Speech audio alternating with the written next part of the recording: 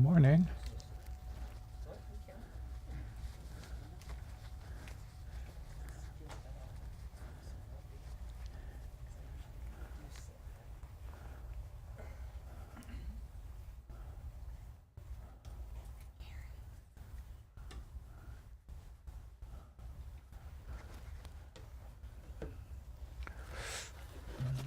All right, let's do our invocation, our aspirations in the Shantideva. May all beings always have happiness and its causes. May all beings always be free of pain and its causes. May all beings always be pain-free and live happily. May no beings ever cling to those near nor spurn those far. For as long as space abides, as long as the world remain, just so long may I be there, resolving all beings' pain.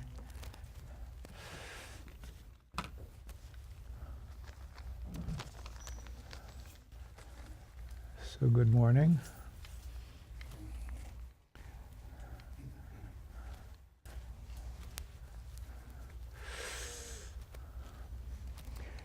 So today's talk is entitled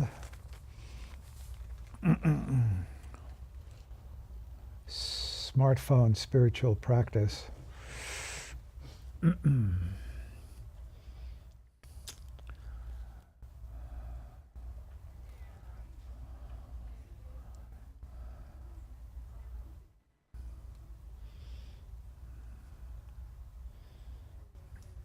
We were recently in China, and our teacher, Adzom Pela Rinpoche, was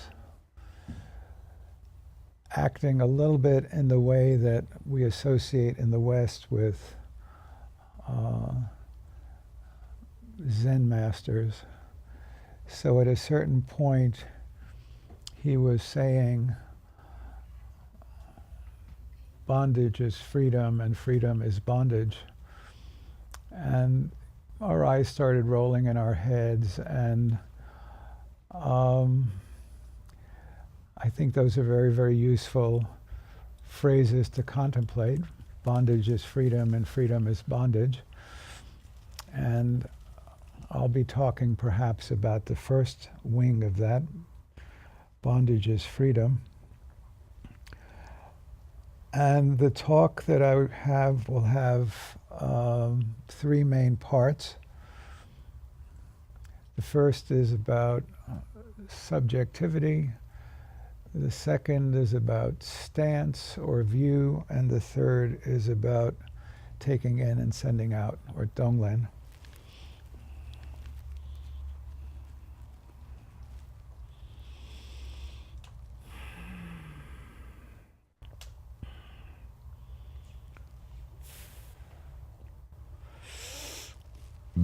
So there's an article in the Chronicle on the 20th of March entitled by Esther Cepeda, named Pocket the Gadget and Try Talking for Once.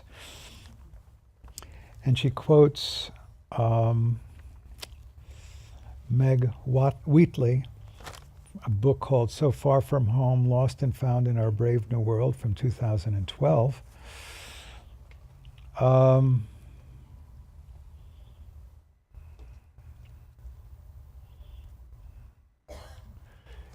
And she quotes, "Never before have we been aware of what's happening just about everywhere on the planet, and never before have we been engaged in instantaneous reactions with one another about everything, from the trivial to the life-changing. Everything becomes a big dramatic deal, but only briefly. The media inflames our reactions, then drops coverage." Then she quotes Julio Ricardo Varela, co-host of In the Thick podcast. "It's become something where I'm constantly picking up my phone. It's just kind of ridiculous to me how much I was doing it." So we all, I think, can relate to that. There may be some rare individual in the audience who isn't bound to their smartphone, but I have a friend who doesn't have one, but that's out of maybe 1,000 people I know closely or well. Most of us are bound to these things. And on subjectivity, you know, we read an article like this and she's talking about giving up cell phones and movements to ban them or minimize smartphone usage. And so that's a doing, that's a kind of activity. And those of you who've been listening to me recently know that I talk about sort of doing and feeling, or feeling and doing. And most of us are pretty good about thinking about doing and making plans about our doing and our actions. But doing is all kind of objective speak. And ultimately, Buddhist practice is really oriented towards subjectivity. And the more we teach and the older we get, I'll speak for myself, but I think Anne is in agreement, the more we see how immersed we all are in this culture in a kind of objective lens. We talk about ourselves objectively, we think about ourselves objectively, we make judgments that are based on some kind of objective standard. I should be eating this, or I shouldn't be eating that. And we don't pay that much attention to ourselves, our own experience, our own feelings.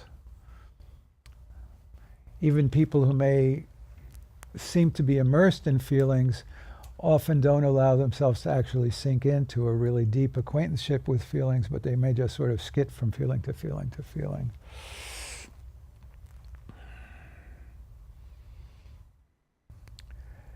A lot of people are very, very curious about how does one take Buddhist meditation into daily life. Cell phone's going to be a wonderful source of practice for us, a bondage that can be a freedom. I suspect that most of us have some habit of, you know, for me it's, I'm standing at the deli line in Whole Foods and it's boring standing in front of a case of cheese and cold cuts. Take out the phone and check my email. Don't even think about it. Fill up the space. So if we were just in objective land and we read an article like this and it says, you know, let's minimize our addiction to cell phone usage and smartphone usage, we might just decide I'm not going to look at my phone. And so I'd make a decision, I don't look. But we're really missing a wonderful opportunity. And it's an opportunity for practice in daily life, actual deep practice in daily life. And that practice involves sensing what is it like when I want to reach my phone. What does that feel like? Can we actually get in touch with the impulse to go for the phone? What does it feel like in my chest, in my arms, in my legs? Now, granted that when I talk like that to a lot of people, they just will zone out. They have no idea. What the heck are you talking about? I don't feel anything. I just want to go for my phone. Well, that's an issue, and that's an issue that we work with slowly, and in a way the practice we do here on Sunday morning of observing our breathing can be of assistance in becoming more and more aware of what's going on not only with our breathing but in our body and our minds. If we become attentive to any type of experience, we become attentive to pretty much all experience. So what we'll be doing between 11 and 12 is exceedingly helpful for the process of becoming sensitive to what does it feel like when we want to answer our smartphone, or when we have an impulse to check our messages, to check Facebook, to check whatever it is, Huffington Post, whatever it is we're addicted to, Fox News. And so you realize you're almost going for the phone. Can you look at what does it feel like in body and mind to go for the phone?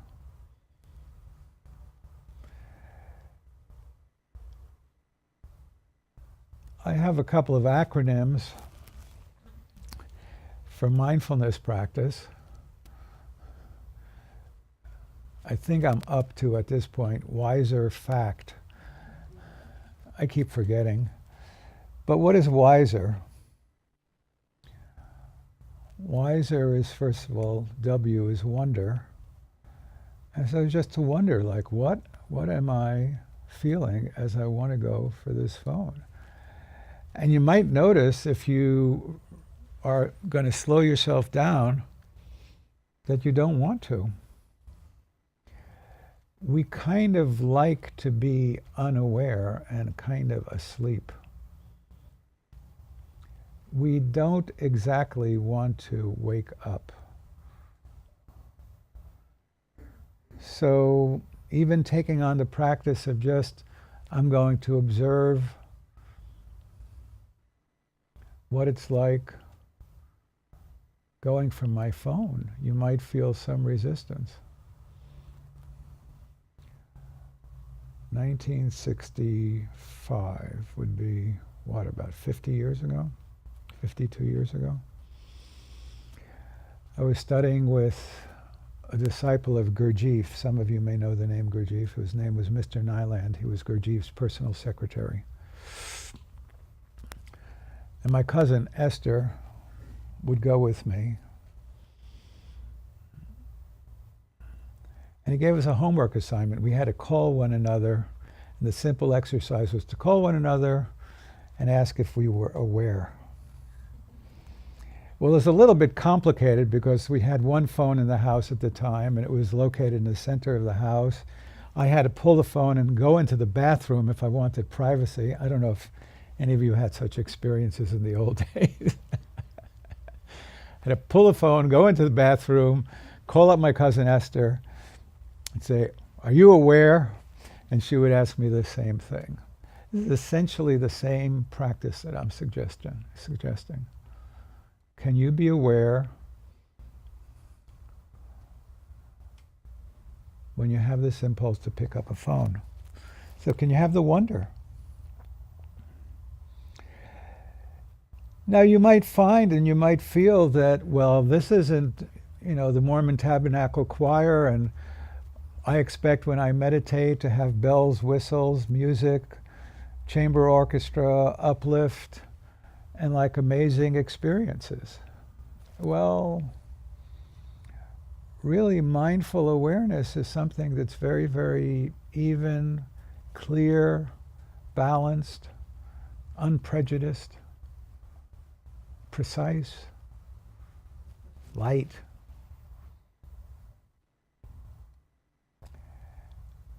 And so next to Coney Island and Times Square, it might feel a little bit low level.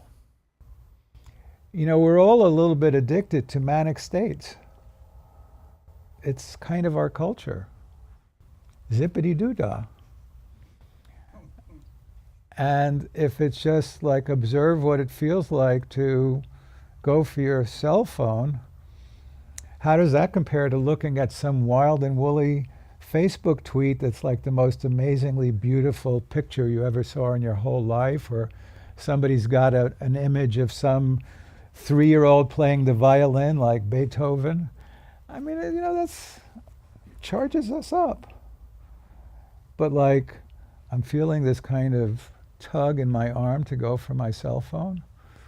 It's a pretty low-level experience.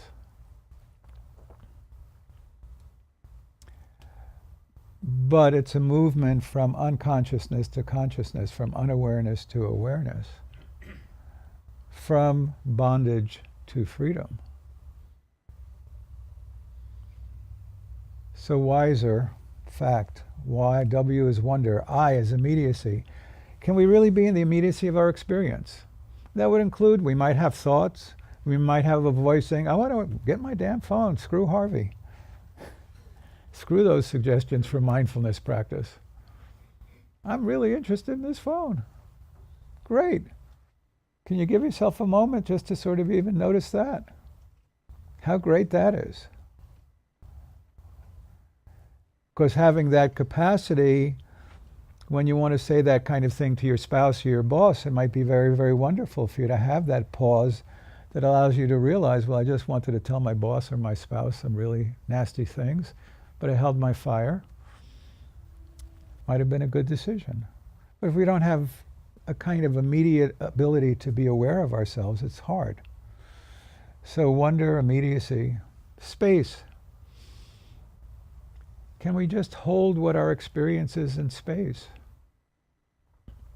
Just a spacious acceptance, which is the E of equanimity, just even acceptance.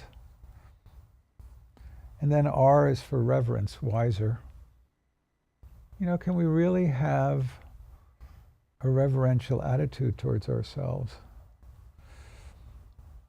We're moving into a number of years when we will be doing some teachings on what's called Buddha nature and Buddhist tradition.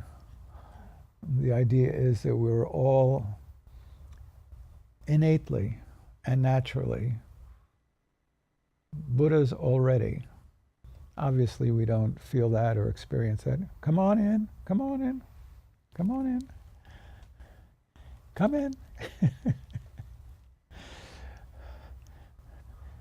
Are we absent a greeter today?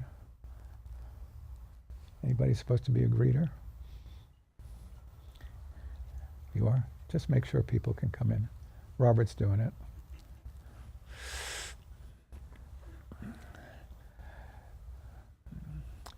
So,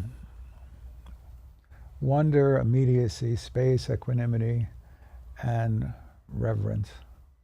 So we have Buddha nature. You know, really, probably one of the deepest issues we all struggle with in spiritual life and just being humans in the modern West is self-hatred and self-denigration. And it's not going to be the case. I'm not kind of selling this as snake oil that, you know, realize you have Buddha nature and treat yourself well. I mean, it's a nice kind of consideration. It's a valuable contemplation. And slowly we may want to marinate with that kind of perspective that, you know, we have a truly amazing inner quality that is not accessed yet, but we and all other beings have this divine capacity, and they and we are due for reverence, ultimately. The Abrahamic traditions, we are all children of God. In the Buddhist tradition, we all have Buddha nature.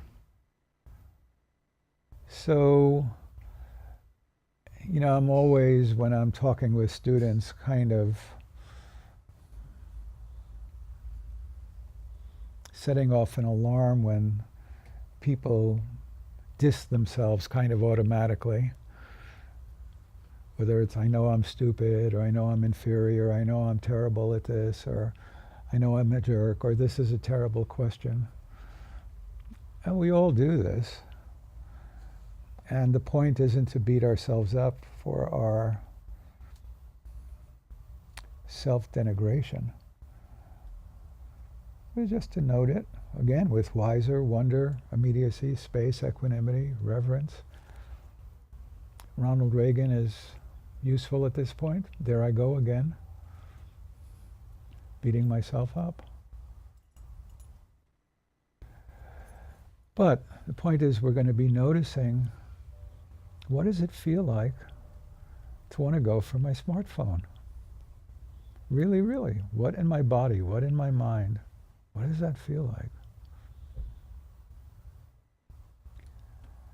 And that can be a wonderful few moments of practice. We don't have to subscribe yay or nay to smartphone abstinence program. That's really, in a way, not the issue. That might be something you want to take up, fine. Maybe something you don't want to take up. Maybe something you want to contemplate, your usage of your phone. But the smartphone provides us a wonderful opportunity to really contemplate who we are, what is happening, to be in touch with our subjectivity. And so if it's difficult or disquieting or it doesn't seem to come well, so just to backtrack for 1 second, so that wiser is our stance, it's our view, it's how we orient ourselves to our practice. Very, very important. And if you could have that stance and that view of practice, that's practice in the beginning, that's practice in the middle, and that's practice in the end. In a way, it doesn't matter what the content of what you're observing is. If you have wonder, if you have immediacy, if you have space and equanimity and reverence, you're in the practice. The content of our body and our mind and our feelings will change. So that's the view or the stance. Backing up, it's important to be subjectively aware of what's going on in our body and mind. So it's subjectivity, the stance, and then taking in and sending out. In Mahayana Buddhism, in a Tibetan version of it at least, there's a very important practice of taking in and sending out.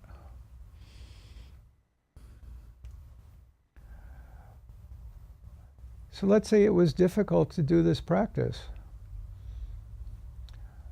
and you feel into that, or it's just you have difficult feelings around wanting to go to your cell phone. It's really kind of painful and irritating. You know, you realize it's kind of a gross and heavy feeling.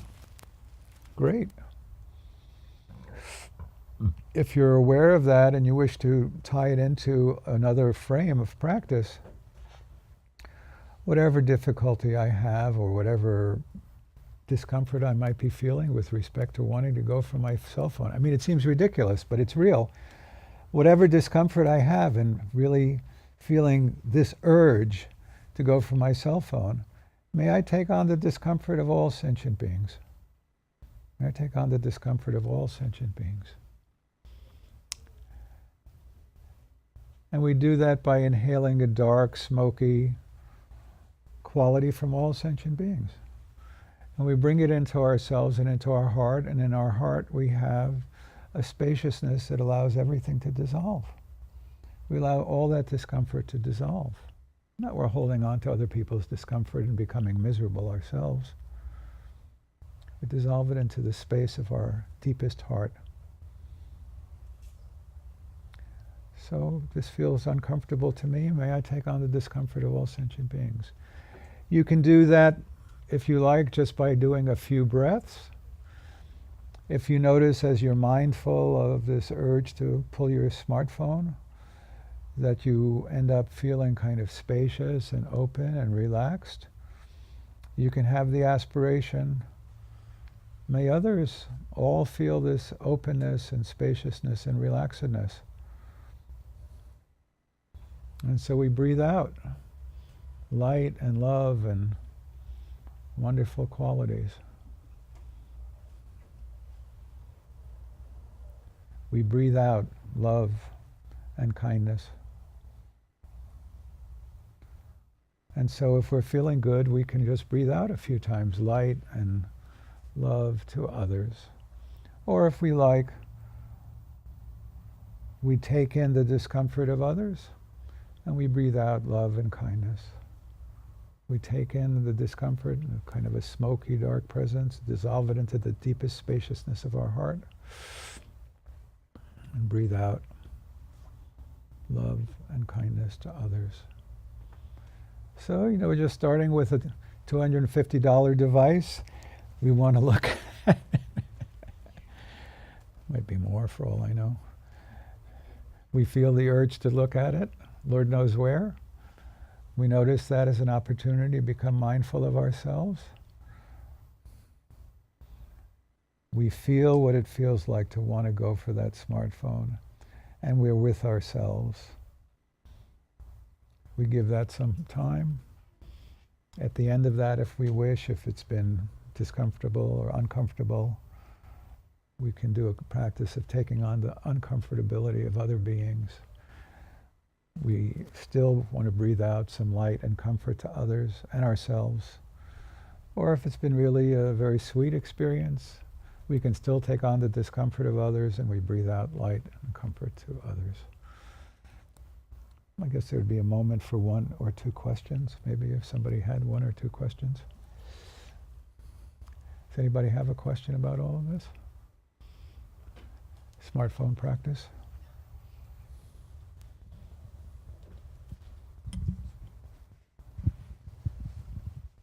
Anything whatsoever. Or a reflection or an observation. Doesn't have to be a question.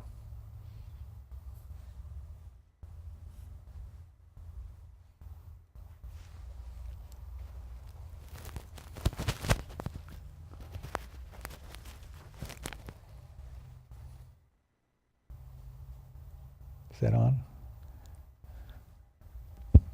Thank you. I found that it was very ironic. Right before I came here, I live a couple blocks. I looked at my phone, and I threw it, and I threw it on a pillow and said, "Don't take it with you." And then you talk about that. So how I guess in tuned I was at that point. But we were in tune with one another. just and instead of taking my phone, I took a book and I read and walked. And I found myself, as I've been doing this the last couple of days, I've been reading faster, but then also materialize the information more. And I feel I've been having a little more peace with not being with my phone so much, because it's becoming like a anvil or like a ball or a chain. Wow. Yeah, I think we don't pay enough attention to what these things have become in our lives, but they've really crept in and overtaken us. It is 11, so why don't we just take a little pause here. We will be starting our... Got to turn the bugger off. We'll take a 1 or 2 minute pause and then we'll resume with some meditative instruction. Thank you all for coming.